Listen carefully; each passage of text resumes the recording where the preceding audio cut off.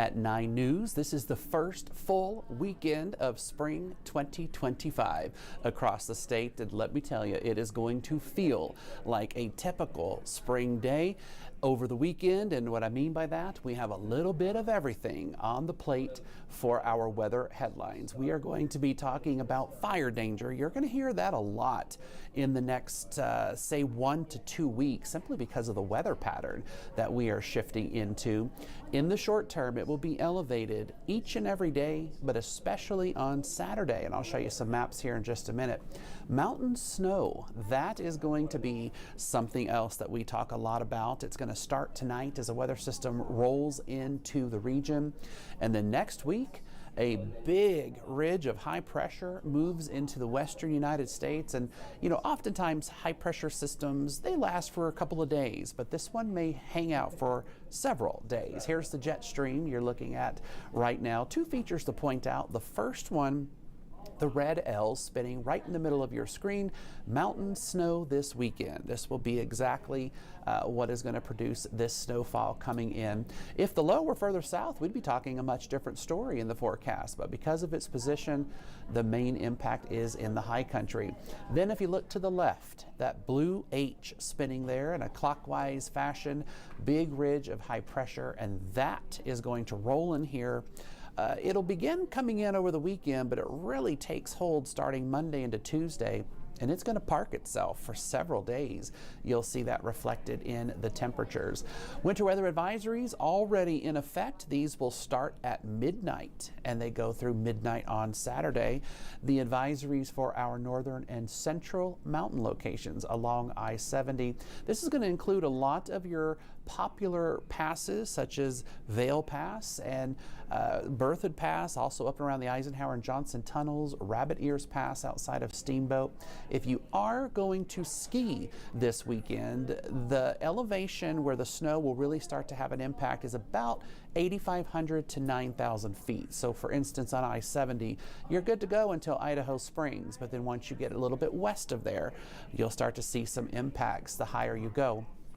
5 to 12 inches of snow possible. I know that's a big range. The 5 inches would be for lower elevations, closer to 12 at and above tree line, and in particular on west-northwest facing slopes, which will be taking the brunt of this incoming wind, which could be 45 to 65 miles per hour at times. Let's roll this futurecast and kind of talk about what you're seeing here.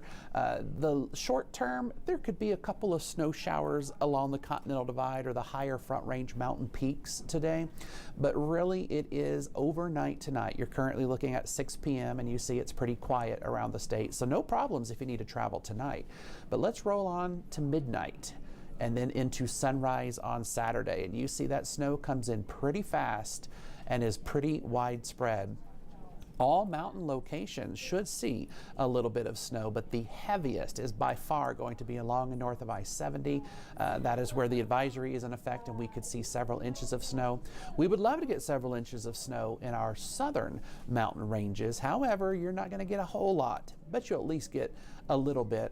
And by Saturday afternoon, you see a little green there on your map. That tells us a couple of things. For one, there's going to be some instability in the atmosphere to kick off a few showers or thunder showers. But two, this is not a terribly cold storm. It has origins off the Pacific Ocean, and Pacific air is usually much more mild as compared to storms that come at us from the north out of Canada. You're now looking at 9 p.m. Saturday. Again, snow continues. Those advisories go through midnight. Once we reach midnight and roll into your day on Sunday, the snow is going to decrease, and by the time we move into late Sunday morning, early Sunday afternoon, it should largely be finished, although sometimes you do get some lingering snow flurries, especially along some of the higher peaks of our Front Range mountains and the Continental Divide. Here's the snowfall forecast. Now, I showed you that advisory area for 5 to 12 inches of snow. The model, you're just seeing town locations. So most of the communities themselves in the high country totals will be on the lower end. And as you move into the San Juan Mountains, we're talking just a few inches of snow. but it doesn't matter. A few inches of snow can certainly cause travel issues, especially on a busy weekend when everybody is going to be trying to get out and about and enjoy this first full weekend of spring. Different story on the plains. Let's go from ice to fire. We have fire weather concerns on Saturday. A couple of areas we're going to be watching. One is all of Metro Denver and the adjacent foothills up to the Wyoming state line and out toward the Nebraska, Wyoming, Colorado state line. The other is just south of Denver from Pueblo to the Trinidad vicinity and the adjacent plains. Both areas under fire weather watches, and that is because we're going to have a pretty stiff west-northwest wind coming off the terrain as high as 50 miles per hour at times, low relative humidities, and relatively comfortable temperatures for this time of the year. We'll be mostly in the 60s on the plains, so you put all that together and you have the recipe for fire danger. I do want to show you something as we zoom the Futurecast in here. You're going to notice that mountain snow to the left, but I want you to watch the I-25 corridor from Castle Rock through Denver on up to Loveland and Fort Collins, and you see the precipitation largely stays in the mountains. However, as we roll into Saturday afternoon, there's a few little green blips showing up. One around Boulder, one around Fort Collins. If you look to the lower right of your screen, there's one around Hugo.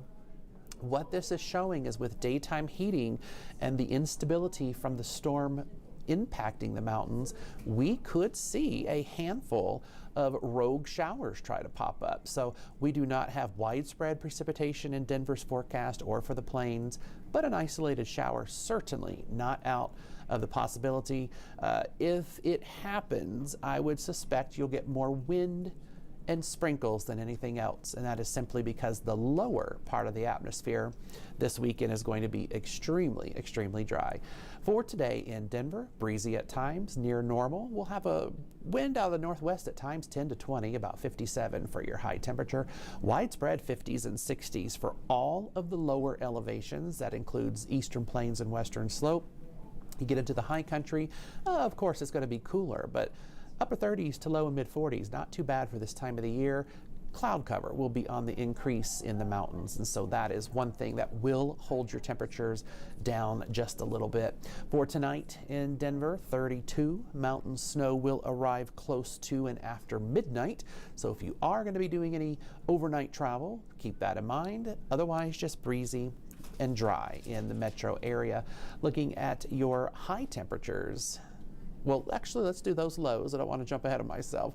Low temperatures for Saturday morning, not too bad. We're talking 20s and 30s across our plains and western slope. You know, because of the wind in the atmosphere, a few locations may not cool down all that much overnight. Grand Junction, one example. You may actually hang around 40 for your overnight low. We're going to see 20s across Colorado's high country. Now, for tomorrow in Denver, clouds increase. We're going to have waves of cloud moving through, and that is simply because of that storm impacting the mountains. It is going to turn quite windy. We should see some west-northwest winds sustained 20 to 40, and there is possibility to see gusts even higher than that at times, a high of 64.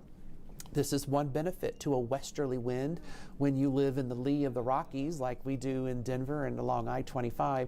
Westerly winds are coming down the slopes, and a downward motion gives you compressional warming. So we are going to see widespread 60s and even some 70s on the southeastern plains for your Saturday.